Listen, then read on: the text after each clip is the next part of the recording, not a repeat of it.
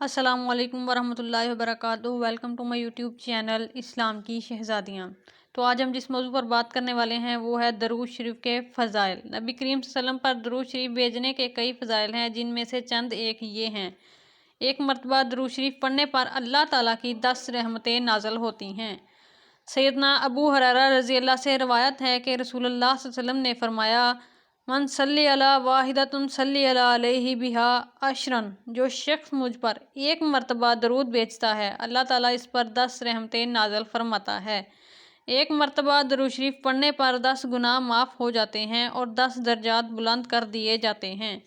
سیدنا انس سے روایت ہے، رسول اللہ صلی اللہ علیہ وسلم نے فرمایا، من صلی علی واحدۃ صلی علی علیہ عشر صلوات وحط انہو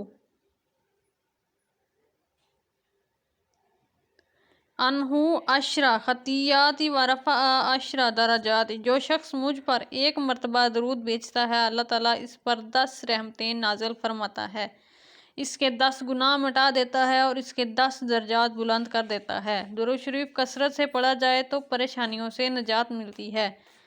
سیدنا ابی بن کعب بیان کرتے ہیں، انہوں نے کہا، اے اللہ کے رسول، میں آپ پر زیادہ درود پڑھتا ہوں، تو آپ کا کیا خیال ہے کہ میں آپ پر کتنا درود پڑھوں؟ آپ صلی اللہ علیہ وآلہ وسلم نے فرمایا، ما شئت، یعنی جتنا چاہو۔ میں نے کہا چوتھا حصہ؟ آپ نے فرمایا، ما شئت فإن زدت فہو خیر لک، جتنا چاہو اور اگر اس سے زیادہ پڑھو گے تو وہ تمہارے لیے بہتر ہے۔ میں نے کہا آدھا حصہ؟ آپ صلی اللہ علیہ وآلہ وسلم نے فرمایا، ما شئت فإن زدت فہو خیر لک، جتنا چاہو اور اگر اس سے زیادہ پڑھو گے تو وہ تمہارے لیے بہتر ہے۔ میں نے کہا 2/3؟ آپ صلی اللہ علیہ وآلہ وسلم نے فرمایا، ما شئت فإن زدت فہو خیر لک، جتنا چاہو اور اگر اس سے زیادہ پڑھو گے تو وہ تمہارے لیے بہتر ہے۔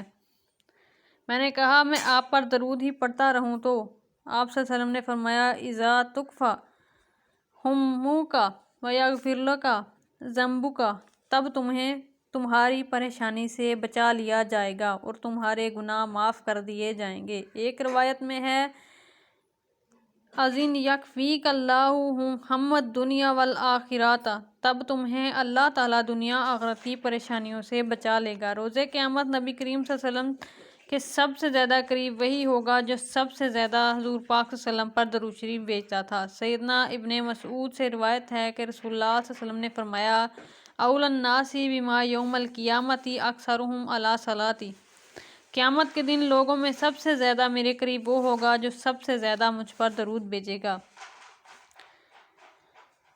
وہ مواقع جہاں درود شریف ضرور پڑھنے چاہیے۔ ویسے تو درود شریف کسی وقت یا موقع کی قید کے بغیر کثرت کے ساتھ پڑھنا چاہیے، تاہم بعض مواقع ایسے ہیں جہاں اس کے پڑھنے کی خصوصی تاکید کی گئی ہے۔ ان میں سے کچھ تو بہت مشہور ہیں، مثلاً ہر نماز کے آخری تشہد میں، قنوت وتر کے آخر میں، نماز جنازہ کی دوسری تکبیر کے بعد اور خطبہ جمعہ وغیرہ میں۔ اس کے علاوہ کچھ مواقع اور ہیں۔ درود کے بغیر دعا مکمل نہیں ہوتی۔ سیدنا فضالہ بن عبید بیان کرتے ہیں کہ نبی کریم صلی اللہ علیہ وسلم نے ایک شخص کو نماز میں دعا کرتے ہوئے سنا۔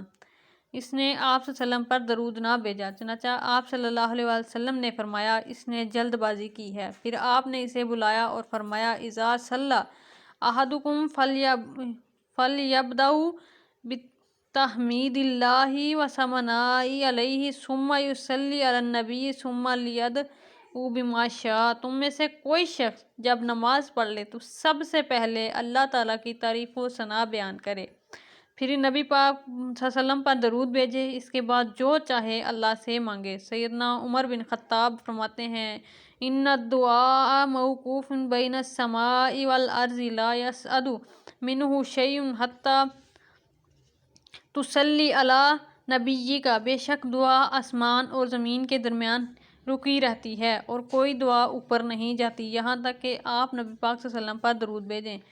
جب نبی پاک صلی اللہ علیہ وسلم کا ذکر کیا جائے تو ذکر کرنے اور سننے والے دونوں کو آپ صلی اللہ علیہ وسلم پر درود بھیجنا چاہیے۔ سیدنا نبی کریم کا ارشاد ہے، راغم انف رجل ذکرت عندہ فلم یصلی علیہ، اس آدمی کی ناک خاک میں ملے جس کے پاس میرا ذکر کیا گیا اور اس نے مجھ پر درود نہ بھیجا۔ یعنی اس میں یہ کہا گیا ہے کہ نبی پاک صلی اللہ علیہ وسلم پر جب آپ نبی پاک صلی اللہ علیہ وسلم کا نام سنا جائے تو نبی پاک صلی اللہ علیہ وسلم پر درود و سلام ضرور بھیجا جائے۔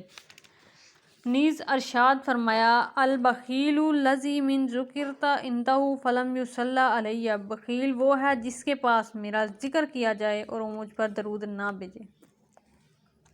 جمعہ کا دن، تمام مسلمان بھائی جمعہ کا دن کو عام دن یا معمولی دن قطعاً نہ سمجھیں، بلکہ اس دن اپنی تمام تر مصروفیات اور اپنے ضروری کاموں کو کسی اور دن یا کسی اور وقت میں نپٹانے کی منصوبہ بندی بنائیں۔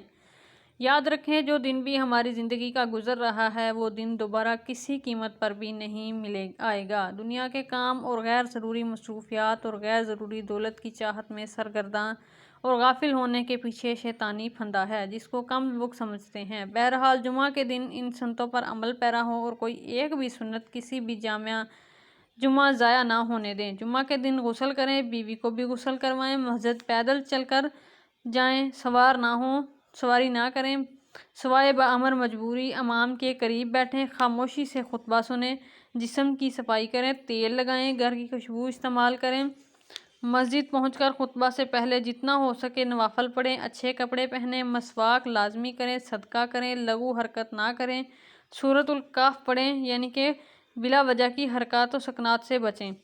سورۃ الکہف پڑھیں۔ امام کا دوران خطبہ سورۃ کہف پڑھنا مسنون عمل ہے۔ امام صاحب جمعہ کے خطبے کو چھوٹا کریں اور نماز کو لمبا کریں۔ نماز جمعہ میں سورۃ الجمعہ اور المنافقون یا سورۃ الاعلیٰ اور الغاشیہ پڑھیں۔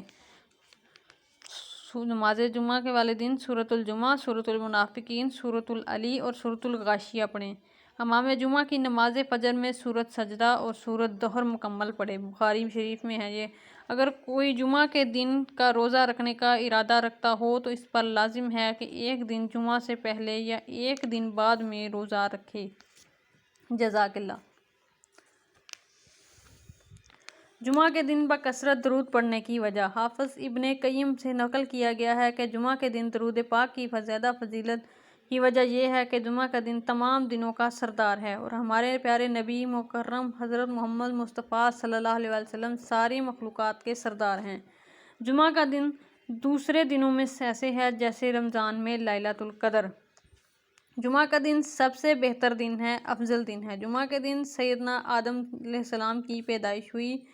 جمعہ کے دن حضرت آدم علیہ السلام جنت میں داخل کیے گئے۔ جمعہ کے دن سیدنا آدم علیہ السلام جنت سے نکالے گئے۔ صحیح مسلم۔ جمعہ کے دن قیامت قائم ہوگی۔ جمعہ کے دن اللہ تعالیٰ جنت میں اپنا دیدار کرائے گا۔ جزاک اللہ۔